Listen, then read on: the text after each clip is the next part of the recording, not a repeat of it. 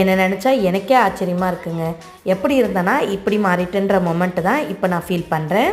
கையில் வளையலே போடாத பொண்ணு பாட்டி திட்டுவாங்கன்ற ஒரே ரீசனுக்காக கையில் மெட்டல் பேங்கிள் அப்போதைக்கு ட்ரெண்டுக்கு போட்டுட்ருந்தேன்.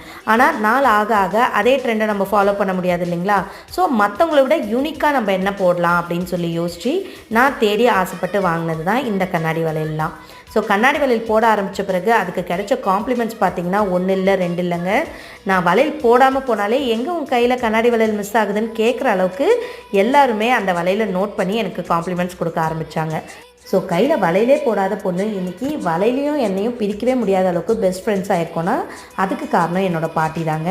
ஸோ இன்றைக்கி நான் அவங்கள மிஸ் பண்ணுறேன்னா அவங்கள மிஸ் பண்ணும்போது ஒரு 4 வளையல் எடுத்து கையில் போட்டாலே போதும், கண்டிப்பாக அந்த ஒரு சாட்டிஸ்ஃபேக்ஷன் எனக்கு கிடைச்சிடும். அவங்க கூட இருக்கிற மாதிரி ஒரு ஹாப்பினஸ் கிடைச்சிடும். உங்களில் எத்தனை பேருக்கு கண்ணாடி வளையலோட இந்த மாதிரி ஒரு பாண்டிங் இருக்குது அப்படின்றத எனக்கு கீழே கமெண்ட் பண்ணுங்கள்.